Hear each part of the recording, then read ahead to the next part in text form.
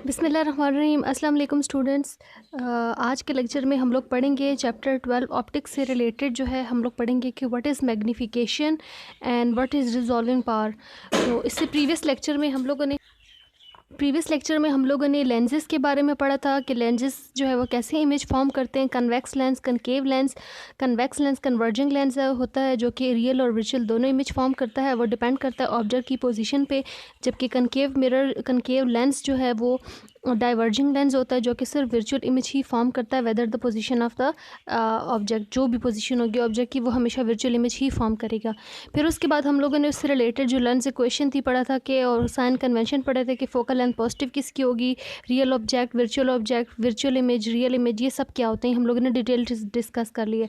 आज हम पढ़ेंगे before going on to the application of the lenses के camera, slide projector, microscope, telescope, compound microscope. उससे पहले मैग्नीफिकेशन, रिजॉल्विंग पावर का पता होना ज़रूरी होता है। तो सबसे पहले हम स्टार्ट करते हैं मैग्नीफिकेशन से। मैग्नीफिकेशन का फार्मूला ड्राइव करने के लिए हम यहाँ पे एक डायग्राम को डिस्कस कर लेते हैं। ये कन्वेक्स लेंस है, हम लोगों ने ले लिया। ऑब्जेक्ट जो हमने किधर रखा हुआ है, 2F पोजीशन पे रखा हुआ है। एक रे ऑफ लाइट जो कि प्रिंसिपल एक्सिस के पैरेलल है, दिस इज़ रे 1, वो रिफ्रैक्शन के बाद फोकस में से पास होगी। दूसरी रे ऑफ लाइट जो है वो ऑप्टिकल सेंटर में से पास हो रही है, तो वो स्ट्रेट जो है वो गुजर जाएगी, दैट रिमेन अनडेविएटेड। और जिस पॉइंट पे इंटरसेक्ट करी है इस पोजीशन पे 2F पे इमेज जो है वो फॉर्म हो रहा है। ऑब्जेक्ट जो है वो 2F पे था और इमेज भी किधर फॉर्म हो रहा है, 2F पे। नेचर ऑफ द इमेज क्या है, रियल है, वर्चुअल है, और रियल है, इन्वर्टेड है, एंड सेम साइज़ का इमेज जो है वो यहाँ पे फॉर्म हो रहा है। ठीक है, रियल इमेज क्यों फॉर्म हो रहा है, क्योंकि ऑब्जेक्ट जो है वो लेफ्ट साइड पे और इमेज जो है उसका राइट साइड पे फॉर्म हो रहा है। तो दैट रियल ऑब्जेक्ट का यहाँ पे एक रियल इमेज जो है वो फॉर्म होगा एट 2F। अब हमने मैग्नीफिकेशन का फार्मूला पढ़ना है। ठीक है, मैग्नीफिकेशन के लिए हम सबसे पहले ऑब्जेक्ट डिस्टेंस, इमेज डिस्टेंस को हम हाईलाइट कर लेते हैं।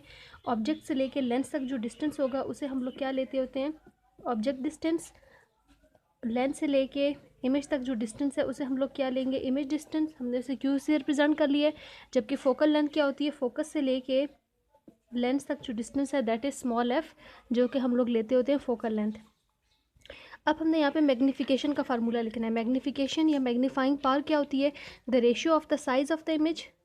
साइज़ ऑफ द इमेज यहाँ पे क्या है, ए बी को हम लोगों ने साइज़ ऑफ द ऑब्जेक्ट लिया हुआ है, और ए प्राइम बी प्राइम जो है वो साइज़ ऑफ इमेज है। तो रेशियो होगी, magnification is the size of the image to the size of the object. यहाँ पे फार्मूला लिख लेते हैं, magnification is equal to ratio of size of the image to the size of object. ठीक है, तो इमेज की साइज़ हम लोगों ने क्या लिया हुआ, इमेज यहाँ 2F पे फॉर्म हो रहा है, उसका साइज़ कितना है, A prime B prime divided by object की साइज़ क्या है, ऑब्जेक्ट की साइज़ हम लोगों ने ली हुई है ए बी, तो यहाँ पे आ जाएगा ए बी। क्लियर। आप इसको h की फॉर्म में, हाइट की फॉर्म में भी लिख सकते हैं साइज़। अगर हमने ऑब्जेक्ट की हाइट लेनी है तो उसको हम HO लिख देते हैं, दिस इज़ HO। और जो इमेज की हाइट होगी उसे हम HI से रिप्रेजेंट कर देते हैं। तो मैग्नीफिकेशन को आप यूँ भी लिख सकते हैं, HI divided by HO। This is the formula for the linear magnification और मैग्नीफाइंग पावर। अब जब भी न्यूमेरिकल में आएगा हमारे पास सॉल्व करने के लिए कि ये क्वेश्चन दिया जाएगा कि आपने फाइंड करनी है कि nature of the image discuss करनी है कि उसका साइज़ कितना है, तो वो हम ये वाला फार्मूला यूज़ करके इसको सॉल्व कर सकते हैं। ठीक है, और ये जो है वो इक्वल होता है मैग्नीफिकेशन का जो दूसरा फार्मूला है वो है image distance divided by object distance. ठीक है, तो इमेज डिस्टेंस को हम लोगों ने क्यू से रिप्रेजेंट किया हुआ है और ऑब्जेक्ट डिस्टेंस को पी से। तो ये magnification HI divided by HO is equal to Q divided by P, ये इसकी इक्वल भी होगा। क्लियर।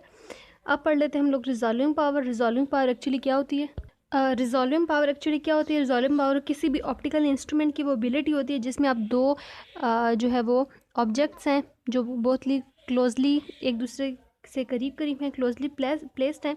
उन ऑब्जेक्ट या पॉइंट सोर्स के दरमियान में अगर आपने डिस्टेंस फाइंड करना है, ठीक है, तो हम उसके लिए यूज़ करेंगे रिजॉल्विंग पावर का फार्मूला यूज़ करेंगे।